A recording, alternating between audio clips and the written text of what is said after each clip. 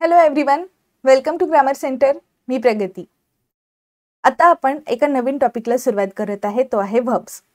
आतापर्यंत तुम्ही ऐकलं असेल की सब्जेक्ट वर्ब ॲग्रीमेंट हा इंग्लिशमध्ये जास्तीत जास्त प्रश्न येणारा टॉपिक आहे.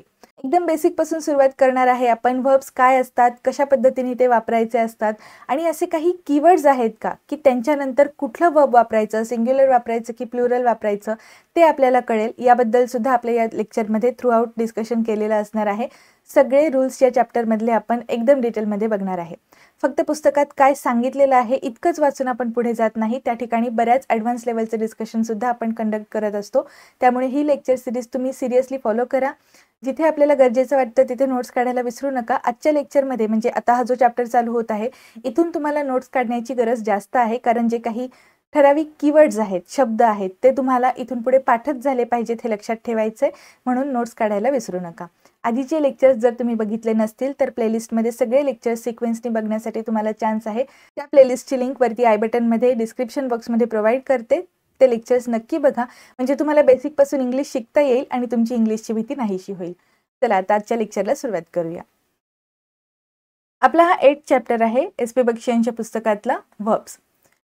लेक्चरच्या सुरुवातीलाच एक गोष्ट मेन्शन करायची आहे की जिथे एखादा पार्ट रिपीट होतोय असं वाटतंय, म्हणजे आधीच्या लेक्चर्समध्ये आपण त्या गोष्टींबद्दल बरंच डिस्कशन केलेलं असेल, डिटेलमध्ये ते पॉईंट्स बघितले असतील, तर ते पॉईंट्स इथे आपण थोडक्यात बघणार आहेत. त्यांचं फार डिटेलमध्ये आपण डिस्कशन करणार नाही. ओके, आता आपण एक पहिला पॉईंट बघूयात, ते म्हणजे व्हर्ब असतात काय.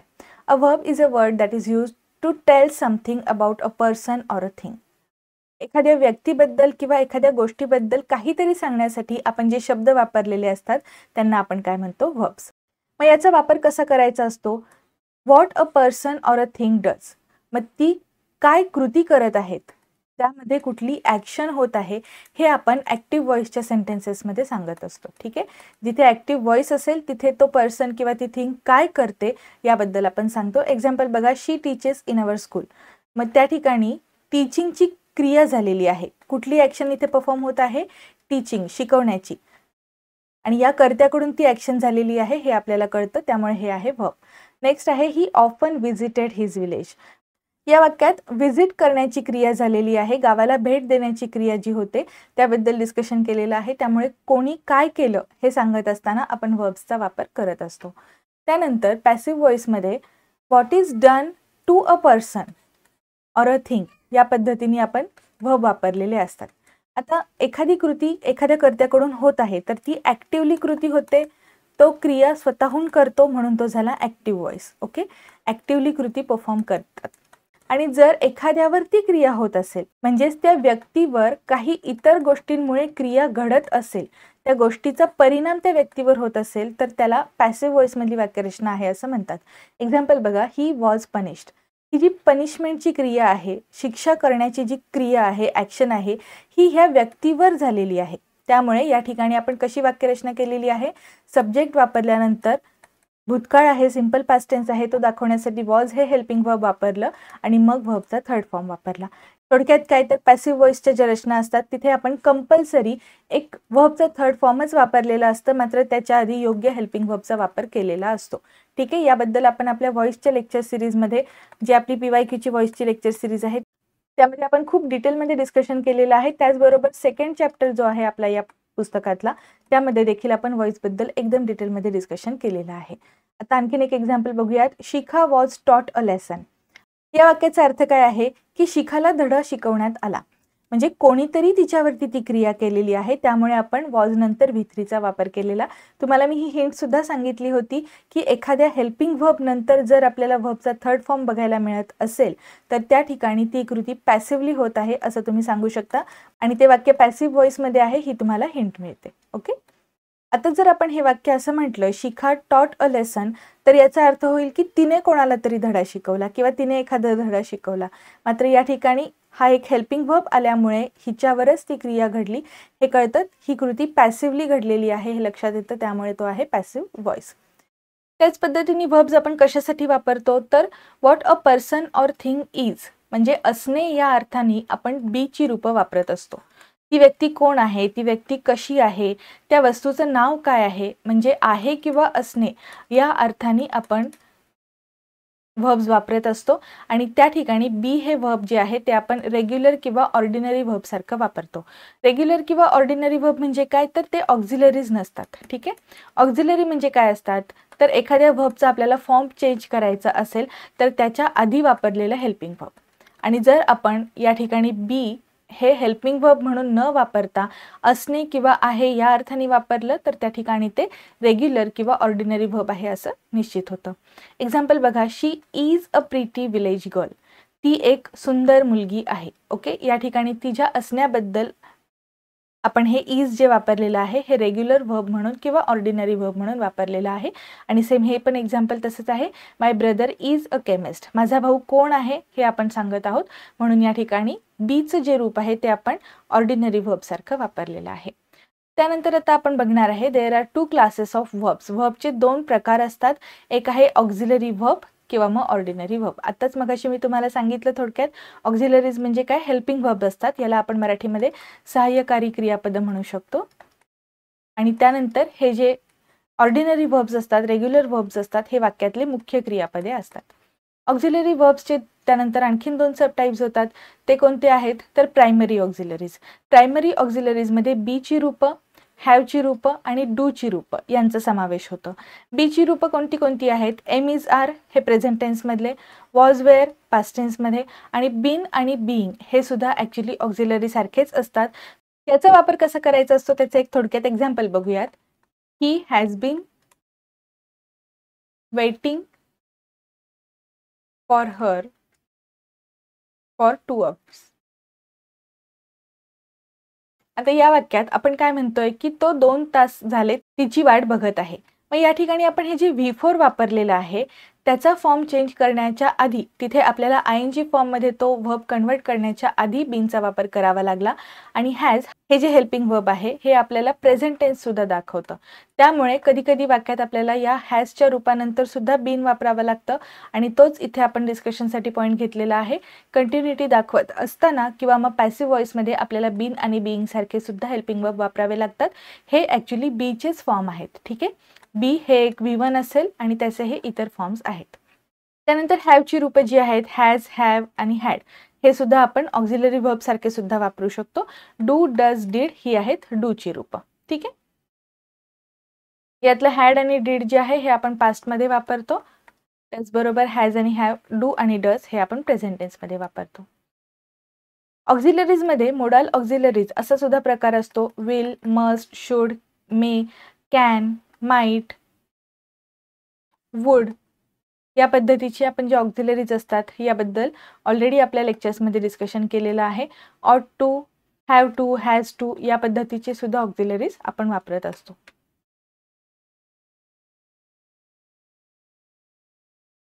त्यानंतर मग दुसरा क्लास आहे व्हर्ब्सचा, तो म्हणजे ऑर्डिनरी व्हर्ब्स. ऑर्डिनरी व्हर्ब्स म्हणजे जिथे कुठे आपण ॲक्शन सांगतो ते सगळे काय कृती घडत आहे हे सांगणारे शब्द असतात त्यांना म्हणायचं ऑर्डिनरी व्हर्ब. हे या ठिकाणी मुख्य क्रियापदासारखं काम करतात. ठीक आहे. हे काय असेल, मुख्य क्रियापद. म्हणजे to work, to play, to write. आता हे इन्फिनिटिव्ज नाही आहेत. कधीही व्हर्ब सांगत असताना एक पद्धत असते, त्यावेळेस आपण टू प्लस व्हर्ब काय आहे ते सांगत असतो. ठीक आहे. ही एक व्हर्ब सांगण्याची पद्धत आहे. हे इन्फिनिटिव्ज नाही आहेत. इन्फिनिटिव्ज, जिरंड्स, पार्टिसिपल्स याबद्दल आपण आपल्या 7th चॅप्टरमध्ये खूप डिटेलमध्ये डिस्कशन केलेलं आहे. आय होप तुम्हाला ते लक्षात असेल. आता आपण बघूयात बी हे क्रियापद कोणकोणत्या पद्धतीने वापरू शकतो. एक तर आपण ते ऑक्झिलरी सारखं वापरू शकतो. For example, she is writing a letter. आता इथे जे आपण राईट शब्द वापरलेला आहे, टू राईट हे आपलं मूळ क्रियापद आहे. त्याचा फॉर्म चेंज करायचा आहे आपल्याला. राईटचं आपल्याला रायटिंगमध्ये कन्व्हर्जन करायचं आहे. आणि हा फॉर्म चेंज करण्याच्या आधी त्याचबरोबर आपल्याला तो काळ कोणता आहे हे सुद्धा सांगता यावं, यासाठी या ठिकाणी आपण हेल्पिंग वर्ब्स वापरतो. या वाक्यात हे वापरलेलं आहे इज. ठीक आहे.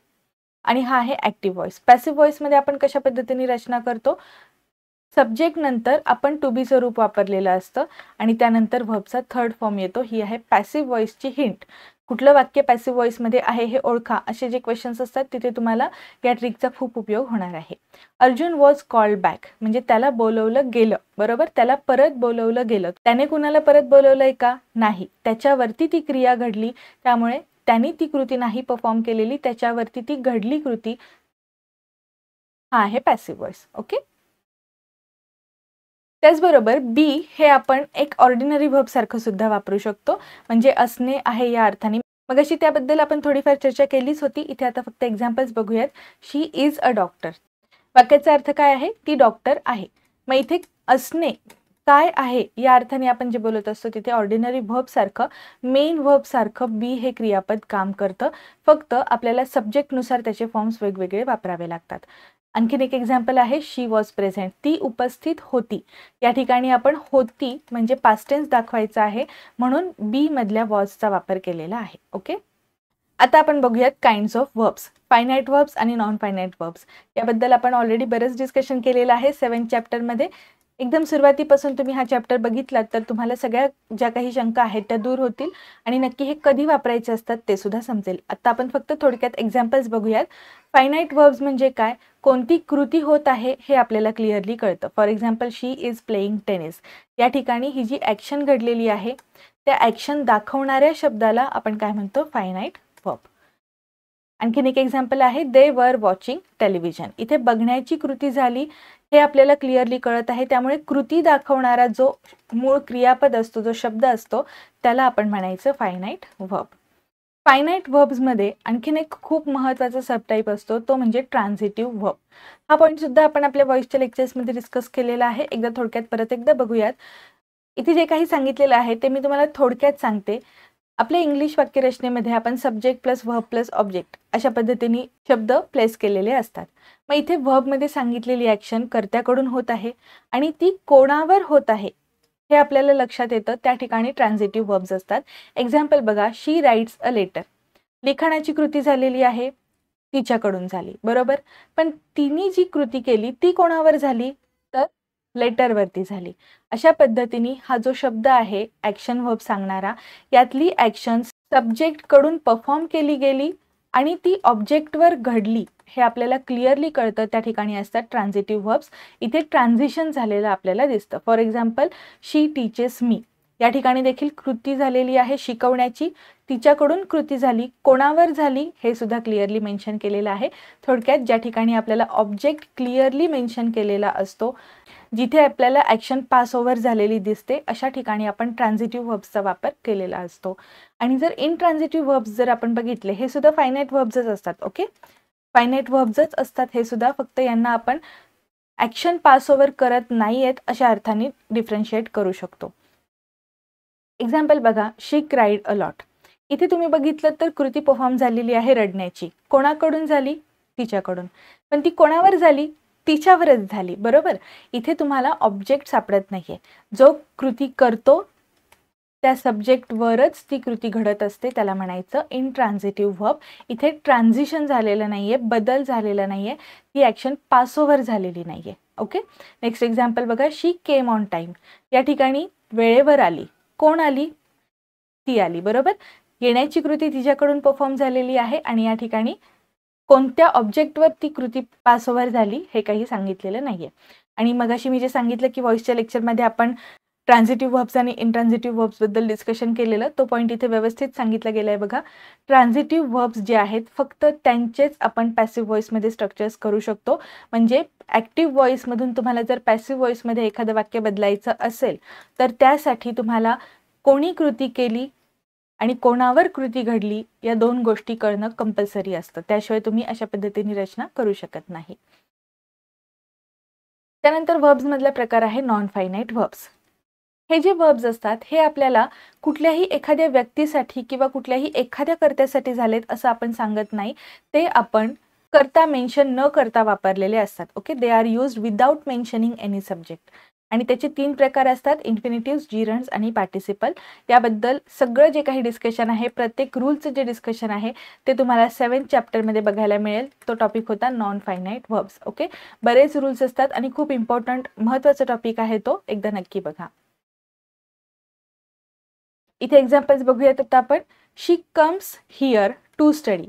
ती कशासाठी येत आहे हे तुम्हाला कळत असेल तर पर्पज सांगणाऱ्या वाक्यांमध्ये आपण इन्फिनिटिव्सचा वापर केलेला असतो आणि इन्फिनिटिव्सचे वेगवेगळे प्रकार असतात, त्यातलाच हा प्रकार आहे 2 + V1. नेक्स्ट एक्झाम्पल आहे, वी सॉ them waiting for the bus. ते थांबलेले होते, बसची वाट बघत बसलेले होते. या ठिकाणी आपण जिरण वापरलेला आहे. आणि थर्ड एक्झाम्पल आहे ही लाइक्स रिसाइटिंग पोएम्स. इथे पण आपण जिरणचाच वापर केलेला आहे. ओके, जिरण्स, इन्फिनिटिव्स आणि पार्टिसिपल बद्दलचे सगळे रूल्स एकदा नक्की बघा. आता आपण वर्ब्सचे जे रूल्स असतात त्यांच्या डिस्कशनला सुरुवात करणार आहे. आज आपण फर्स्ट आणि सेकंड रूल बघूयात. पहिला रूल आहे when two or more subjects are joined by as well as like, unlike, besides, in addition to, with, together with, along with, and not, and आणि not असं दोन्ही एकत्र. ठीक आहे. rather than, no less than, except, nothing but, more than one. हे जे शब्द आहेत हे जर आपण वाक्यात वापरले असतील तर त्यातला कुठला कर्ता आपण पहिल्यांदा वापरतोय त्यावरून आपल्याला वर्ब लिहायचा आहे. ओके, आता आपण सब्जेक्ट वर्ब ॲग्रीमेंट या टॉपिकला सुरुवात केलेली आहे. इथे तुम्हाला एक गोष्ट क्लिअरली मेन्शन करते, ती म्हणजे जे वर्ब्स आहेत त्यांचा फॉर्म सिंग्युलर असला पाहिजे का प्लुरल असला पाहिजे हे जर तुम्हाला समजत नसेल तर हा टॉपिक खूप इम्पॉर्टंट आहे. सब्जेक्टच्या फॉर्मनुसार आपण वर्बचे फॉर्म बदलत असतो. म्हणजे जर सब्जेक्ट सिंग्युलर असेल तर वर्ब सिंग्युलर असणार, सब्जेक्ट प्लुरल असेल तर वर्ब प्लुरल असणार. ओके, इथे डायरेक्ट रिलेशन आहे त्याचं. पण जर एखाद्या वाक्यामध्ये दोन सब्जेक्ट दिलेले असतील तर त्या ठिकाणी कशा पद्धतीच्या वाक्यरचना करायच्या हे समजण्यासाठी हा पॉईंट खूप महत्त्वाचा आहे. इथे जे दिलेले शब्द आहेत हे सगळे तुमच्या नोट्समध्ये इन्क्लूड करा. यातल्या फर्स्ट सब्जेक्टनुसार आपल्याला आपल्या वाक्यामध्ये वर्ब्सचा वापर करायचा असतो. एक्झाम्पल बघा, the director as well as the dancers वर ऑनर्ड बाय द पब्लिक. आता या वाक्यात आपण काय म्हणतोय, जो डायरेक्टर होता तो, जो दिग्दर्शक होता तो, हे किती जण आहेत? एकच व्यक्ती आहे, बरोबर, सिंग्युलर आहे. ॲज वेल ॲज शब्द वापरलेला आहे, मात्र त्यानंतर डान्सर्स हा शब्द प्लुरल आहे. ओके, आणि या वाक्यात आपण वर्ब कसं वापरलेलं आहे? प्लुरल. पण हे वाक्य आहे incorrect.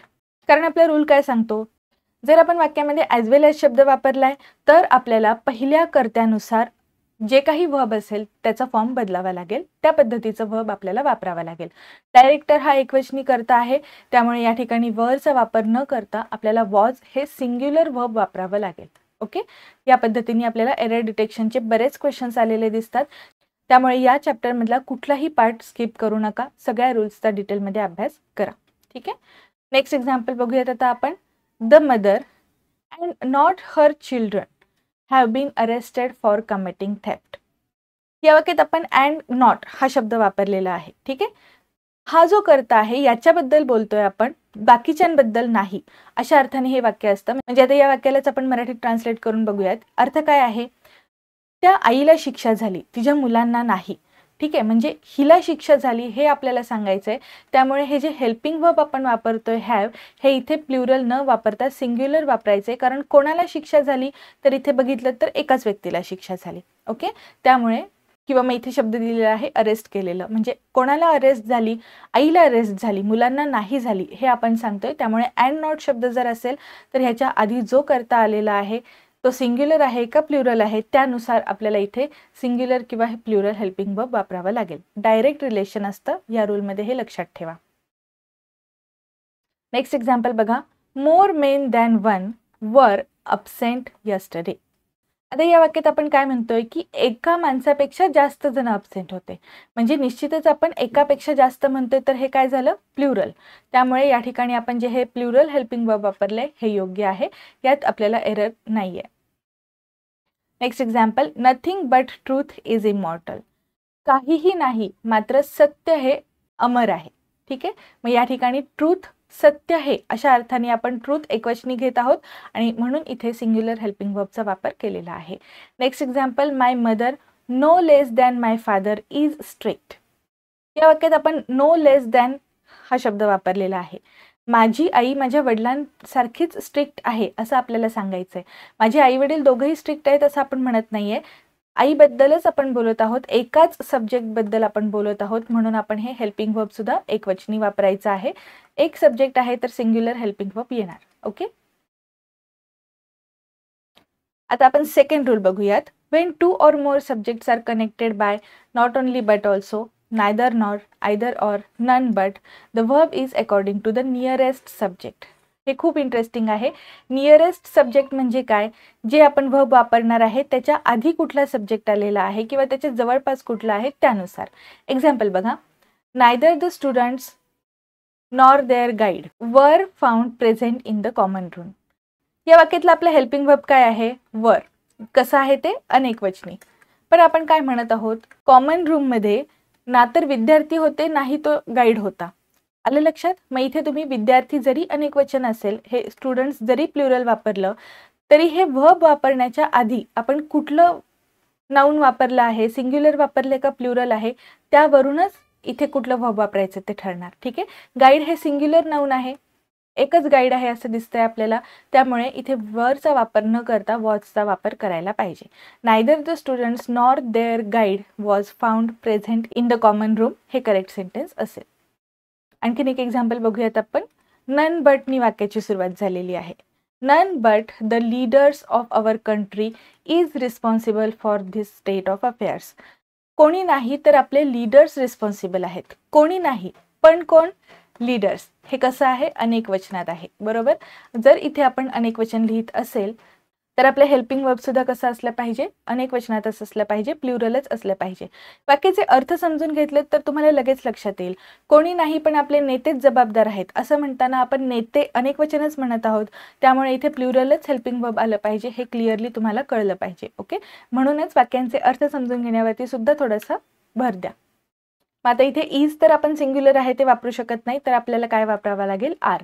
None but the leaders of our country are responsible for this state of affairs. Next example. 1 or 2 books are needed. 1 किंवा 2 पुस्तकं लागतील. आपल्याला काय म्हणायचंय? मिनिमम 1 तर पुस्तक लागेल किंवा कदाचित 2 पुस्तकं सुद्धा लागू शकतात. मग इथे आपण किंवा वापरत असताना ऑरचा वापर करतो आणि जे नियरेस्ट सब्जेक्ट आहे त्याच्या वचनानुसार आपल्याला इथे हेल्पिंग वर्ब वापरायचं असतं. त्यामुळे बुक्स हे अनेक वचन आहे, त्यामुळे आर वापरलेलं योग्य आहे या ठिकाणी.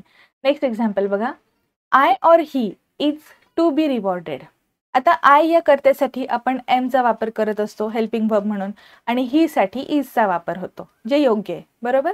दोन्ही कर्ते या ठिकाणी एकवचनीच आहेत, पण आपण ऑर हा शब्द वापरल्यामुळे एकतर त्याला नाही तर मला या अर्थाने एकाच कोणाला तरी बक्षीस मिळणार आहे हे लक्षात येतं. म्हणून आपण जे हेल्पिंग वर्ब वापरलेलं आहे हे योग्य आहे आणि ते आपण ह्या नियरेस्ट सब्जेक्टनुसार वापरलेलं आहे. ठीक आहे. नियरेस्ट सब्जेक्ट हा शब्द विसरायचा नाही, हे खूप महत्त्वाचं आहे. Not only but also, neither nor, either or, हे जे काही शब्द आपण बघितले मगाशी त्यासाठी. ओके. आता हे लास्ट एक्झाम्पल बघा. Am I or he to be rewarded. आता आपण काय म्हणतोय? मला रिवॉर्ड मिळणार आहे का त्याला मिळणार आहे? इथे तुम्ही प्रश्न विचारलाय. हा कुठला क्वेश्चन आहे? व्हर्बल क्वेश्चन आहे. मग इथे आपण क्वेश्चन विचारताना वर्बनी सुरुवात केलेली आहे. ते कसं असलं पाहिजे? तर नियरेस्ट सब्जेक्टनुसार. आणि हेच वाक्य जर आपल्याला ही वापरून सुरू करायचं असेल तर आपण काय वापरू शकतो? Is he or I to be rewarded. ठीक आहे. ही आहे त्यामुळे आपण इज वापरणार, हे नियरेस्ट सब्जेक्ट असल्यामुळे. आपण या ठिकाणी त्या कर्त्यानुसारच हेल्पिंग वर्ब वापरायचं आहे. आपण आता एका नवीन आणि महत्त्वाच्या टॉपिकला सुरुवात केलेली आहे, त्यामुळे इथून पुढचे जे लेक्चर्स आहेत ते अजिबात स्किप न करता बघण्याची जबाबदारी आता तुमची आहे. बरेच डिटेलमध्ये एकदम बेसिकपासून शिकवणार आहे मी. फक्त ते सगळं आता तुम्ही किती व्यवस्थित समजून घेतायत, त्याचबरोबर किती रेग्युलरली लेक्चर्स फॉलो करतायत, यासुद्धा गोष्टी तुमच्यासाठी मॅटर करणार आहेत. एक गोष्ट नेहमी लक्षात ठेवायची, आपण जेव्हा बेसिकपासून तयारी करतो त्यावेळेस कितीही अवघड प्रश्न आला तरीही आपल्याला अजिबात अडचण येत नाही. त्यामुळे बेसिकपासून अभ्यास करायला सुरुवात करा. तुम्ही जर आता ग्रॅज्युएशनला असाल किंवा पुढे जाऊन तुम्हाला स्पर्धा परीक्षांमध्ये यश मिळवायचं असेल तर तुमच्याकडे बराच वेळ आहे. सगळे आपले जे लेक्चर्स आहेत ते एकदम डिटेलपासून तुम्ही बघू शकता. एकदा बेस पक्का झाला तर तुम्हाला पुढे ॲडव्हान्स मेथड्स वापरता येतात, ट्रिक्सचा वापर करता येतो ज्या तुम्ही स्वतः डेव्हलप केलेल्या असतात. अशाच पद्धतीने अभ्यास करत राहा, केलेल्या अभ्यासाची रिव्हिजन करत राहा. ग्रामर सेंटरवरचे सगळे इंग्लिशचे व्हिडिओज तुमच्यासाठी फ्रीमध्ये अवेलेबल करून देण्यात येत आहेत. हा चॅनल जास्तीत जास्त विद्यार्थ्यांपर्यंत पोहोचवा आणि तुम्हाला जर व्हिडिओज आवडत असतील तर व्हिडिओजला लाईक देखील करा. आता आपण पुढच्या लेक्चरमध्ये भेटूयात. थँक्यू.